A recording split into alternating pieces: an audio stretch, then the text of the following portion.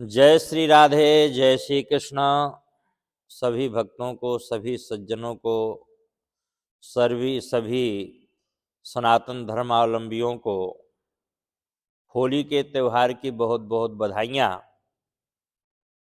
आज ही सुबह हम जब कथा कर रहे थे तो कई लोगों ने कहा, पंडित जी होली का त्यौहार क्यों मनाते हैं? तो इसके बारे में थोड़ी सी प्रकाश डालिए। तो देखिए, हमारा जो ये भारत भूमि है, यह विविध रंगों की, विविध त्योहारों की भूमि है। यहाँ कोई न कोई त्योहार, कोई न कोई उत्सव, कोई न कोई व्रत हर महीने, हर दिन होता रहता है। तो ये चार मुख्य त्योहार हैं हमारी भारतीय संस्कृति में: रक्षाबंधन, विजयदशमी, दीपावली और होलिका दहन। ये चार मुख्य त्योहार हैं और बड़े बड़े त्योहार होते हैं। तो होली क्यों मनाई जाती है? देखिए, यह भागवत से ये कथा ली गई है। और यदा यदा हि धर्मस्य ग्लानिर्भवति भारत, अभ्युत्थानम अधर्मस्य तदात्मानं सृजाम्यहम्, परित्राणाय साधूनां विनाशाय च दुष्कृतां, धर्म संस्थापनार्थाय संभवामि युगे युगे।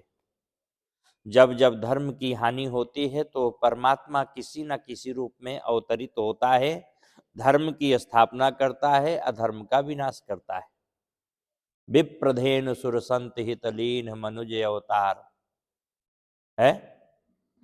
तो कहने का मतलब ये कि जो ये होलिका है, हिरण्याकश्यपु की जो बहन है, ये इसका नाम है होलिका। हिरण्याकश्यपु के एक पुत्र हुआ जिसका नाम है प्रहलाद। तो यह प्रहलाद जो है भगवान का बहुत बड़ा भक्त था। हिरण्याकश्यपु भगवान का बहुत बड़ा दुश्मन था। अब पिता जो है उस परमात्मा का, उस भगवान का, उस जगन्यंता का, उस जगत विधाता का दुश्मन है और उसी का बेटा उसका भक्त है।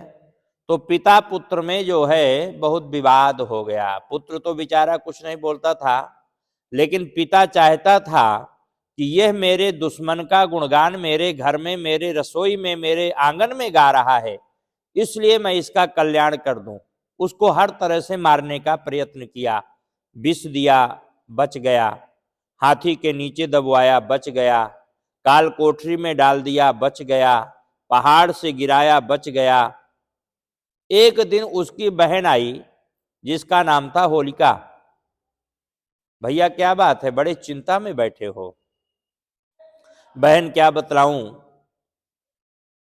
एक मेरे यहां ऐसा नालायक पुत्र पैदा हुआ है जो मेरे शत्रु का गुणगान करता रहता है। उसको हर तरह से मैं मारने का प्रयत्न किया, लेकिन मैं बहन सफल नहीं हो पाया। होलिका ने कहा, बस भैया इतनी सी बात, बहन के रहते हुए और आपको चिंता करने की कोई आवश्यकता नहीं है। आप चिंता मत करिए। मुझे ब्रह्मा जी ने वरदान दिया है कि अग्नि में यदि मैं बैठ जाऊंगी तो अग्नि मेरा कुछ नहीं बिगाड़ सकती, अग्नि में मैं जलूंगी नहीं। ऐसा होलिका ने अपने भाई हिरण्याकश्यपु से कहा। हिरण्याकश्यपु ने कहा, तो बहन ये बहुत बड़ी बात है, बहुत अच्छी बात है। अब होलिका ने कहा कि ठीक है, मैं इस बालक को लेकर के और बहुत सी लकड़ी, कंडे और ये सब एकत्रित करवाइए, उसमें आग लगवा दीजिए, मैं उसके बीच में बैठ जाऊंगी और ये जो है मेरे गोद में ये बालक रहेगा, ये भस्मीभूत हो जाएगा, मैं बच जाऊंगी। हिरण्याकश्यपु की अपनी बहन की बात जच गई। हिरण्याकश्यपु ने अपने अनुचरों से कहा कि ठीक है, एक बहुत बढ़िया जो है लकड़ी का, कन्नों का एक जो है चबूतरा टाइप का बनाइए और उसमें जो है होलिका प्रहलाद को लेकर के जाकर के बैठती है। राक्षसों ने आग लगा दिया। जब आग लग गई, धूं धूं करके आग भयंकर तौर से जलने लगी, तो प्रहलाद तो बच गया, लेकिन होलिका भस्म हो गई। जाको राखे साइया मार सके न कोय, जिसको परमात्मा रखता है उसको संसार का कोई भी उखाड़ नहीं सकता, उसका कोई भी जो है बाल बांका नहीं कर सकता। जाको राखे साइया मार सके न कोय, बाल न बांका कर सके जो जग बैरी हो। संसार का कोई भी आदमी, पूरा संसार एकत्रित हो जाए, जैसे महाभारत में भगवान श्री कृष्ण पांडवों के साथ थे और दुर्योधन के साथ कई कई अक्षौणी सेना थी, यहां तक कि भगवान की नारायणी सेना भी दुर्योधन के साथ थी, लेकिन पांडवों के साथ परमात्मा था, इसलिए पांडवों का कोई बाल बांका नहीं कर सका। तो प्रहलाद के साथ परमात्मा की भक्ति, परमात्मा की कृपा प्रहलाद के साथ थी। होलिका जल गई, लेकिन यहां पर प्रहलाद का कुछ भी नहीं हुआ। तो ये जो होलिका का त्योहार हम मनाते हैं, ये उसी उपलक्ष्य में मनाते हैं। अब एक भक्त ने कहा कि महाराज रंग गुलाल क्यों लगाते हैं? चलो ये होलिका जल गई सो जल गई, कोई बात नहीं। तो रंग गुलाल जब हमारे यहाँ कोई उत्सव होता है या कोई खुशी होती है, अब जैसे वो बालक जल गया तो बहुत से लोग, जो जनता प्रजा थी उस बालक के साथ पढ़ने वाले थे, वो एक दूसरे को रंग गुलाल लगा करके खुशियां मना रहे थे, मिठाई खिला रहे थे, बड़ा आनंद कर रहे थे। तो इसलिए होलिका का त्योहार ये तभी से चला आ रहा है, होली का त्योहार। और ये सबसे ज्यादा ये है कि बुराई में अच्छाई की विजय है।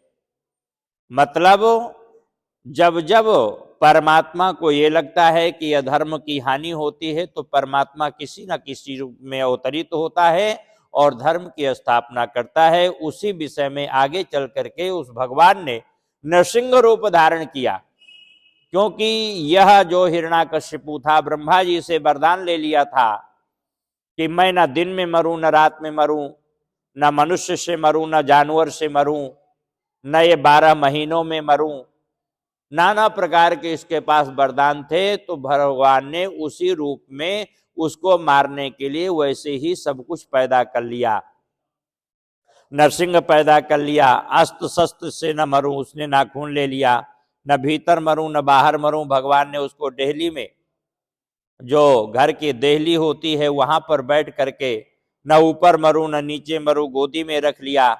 12 महीनों में न मरूं, तो भगवान ने पुरुषोत्तम मास जो 13वां महीना पैदा कर दिया। इस साल जैसे 13वां महीना आने वाला है, जिसको हम लौंद का महीना बोलते हैं, अधिक मास बोलते हैं, पुरुषोत्तम मास बोलते हैं, 17 मई 2026 से प्रारंभ होगा और 15 जून 2026 तक वो महीना रहेगा, जिसको हम पुरुषोत्तम मास बोलते हैं।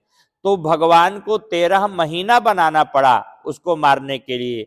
और न दिन में मरूं न रात में मरूं, संध्या के समय जो है हिरण्याकश्यपु का भगवान ने वध किया है। तो ऐसे दीनबंधु और उस जगत नियंता जगत गुरु कृष्णम वंदे जगत गुरु, उस परमात्मा को हम कोटि कोटि बार प्रणाम करते हैं। और होली की बहुत बहुत मंगल कामनाएं सभी के लिए। होली का त्योहार शुभ हो, सुख हो, शांति हो, आनंद के साथ होली का उमंग के साथ त्योहार मनाएं। होली कब जलाना है, ग्रहण कब है, सत्यनारायण की कथा कब करनी है, ये हमने आपको जो है पहले ही सूचना एक रील के माध्यम से दे दिया था, जिसके करीब बहुत से लोगों ने इसको देख करके और उस सूचना से अपना मार्गदर्शन किया। बहुत बहुत धन्यवाद।